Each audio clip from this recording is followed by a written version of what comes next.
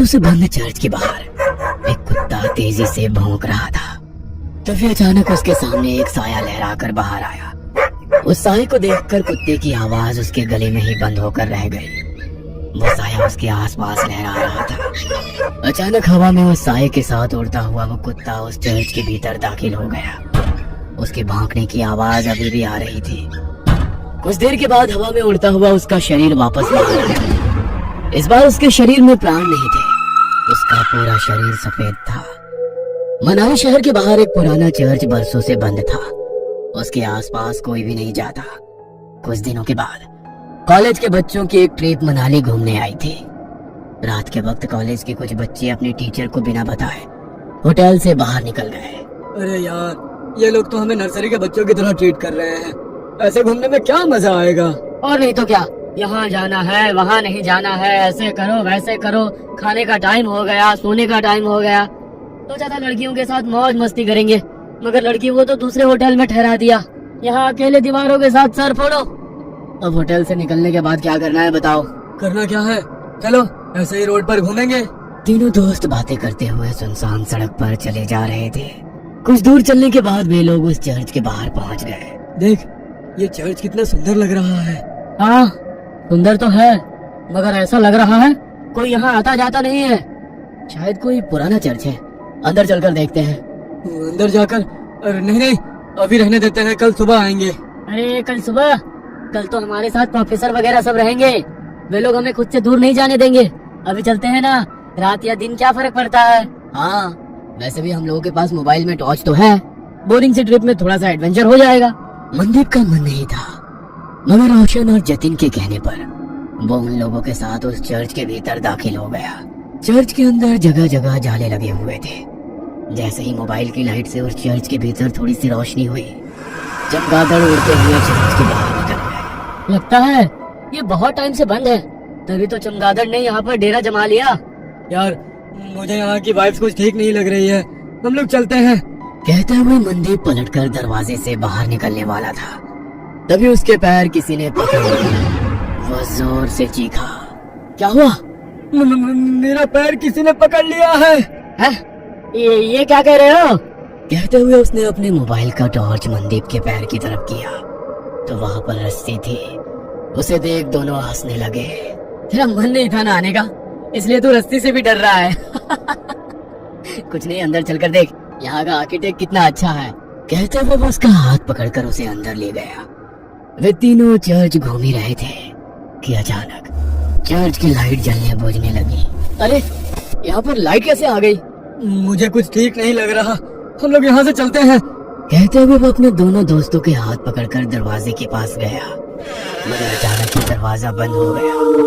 तीनों दरवाजा खोलने की कोशिश कर रहे थे, मगर दरवाजा नहीं खुल रहा था। अरे, ऐसे कैसे हो सकता है?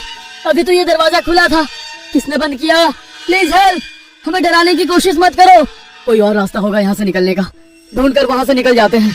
कहते हुए जतिन जैसे ही पलटा, दहशत के कारण उसकी आंखें फटी की फटी रह गई। उसने देखा उसके सामने एक नन खड़ी हुई। वो अपनी बड़ी बड़ी लाल आंखों से उन लोगों को घूरने लगी। ये क्या बला है, भागो यहाँ से।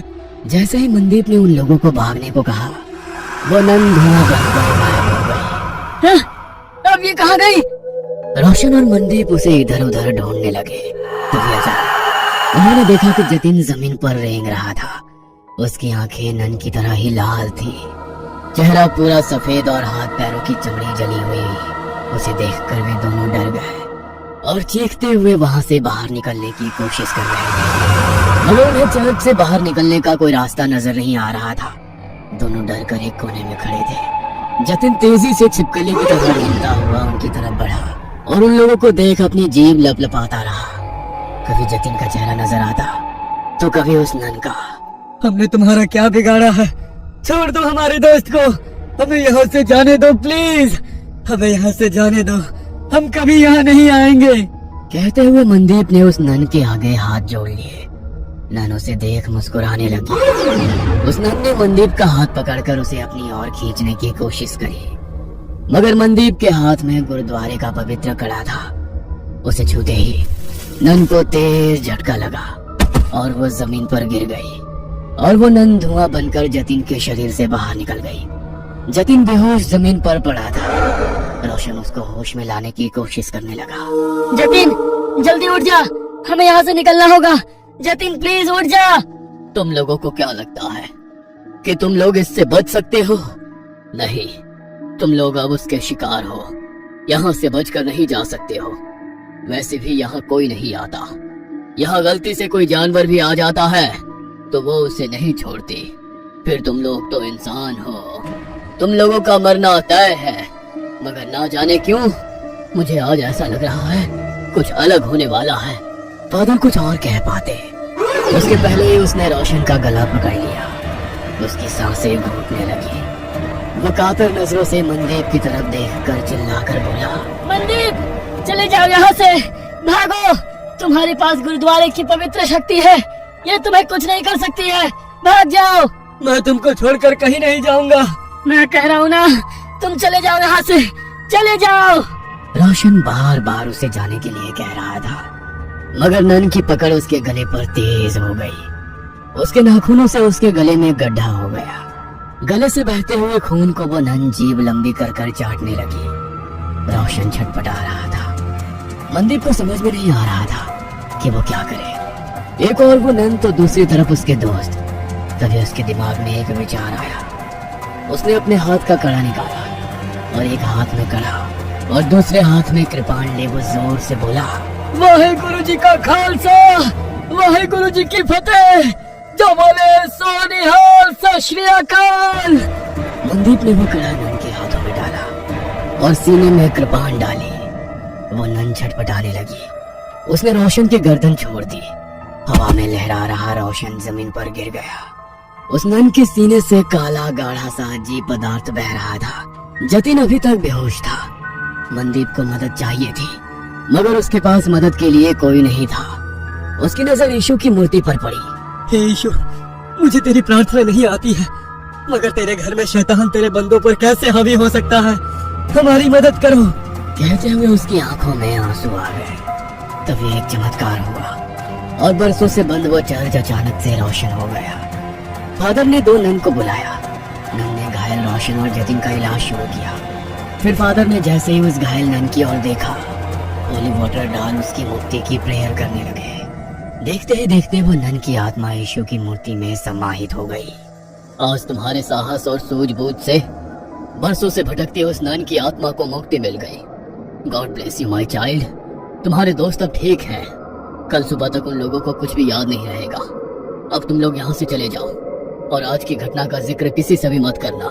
फादर के कहने पर मनदीप अपने दोस्तों के साथ होटल वापस आ गया। अगले दिन वे लोग जब मनाली घूमने के लिए निकले तो उसके दोस्त सब कुछ भूल चुके थे, मगर मनदीप उस खौफनाक रात को उम्र भर नहीं भूल सकता था। वो अपने साथियों के साथ उसी जगह से निकला तो मनदीप को कोई चर्च नजर नहीं आया। बस दूर खड़े वो फादर उसे देखकर मुस्कुरा रहे थे। उन्होंने उसके ऊपर होली वाटर डाला तो मनदीप भी कल रात की वो बातें भूल गया। मगर मनाली के लोग उन लोगों को कभी भूल नहीं सकते हैं, क्योंकि उनके कारण ही तो उन्हें इविल नन से छुटकारा मिला था। ये कहानी आपको अच्छी लगी हो तो हमें सब्सक्राइब करें। हमारा इंस्टाग्राम और फेसबुक पेज जरूर फॉलो करें। और हाँ दोस्तों, सब्सक्राइब करना भूलना मत।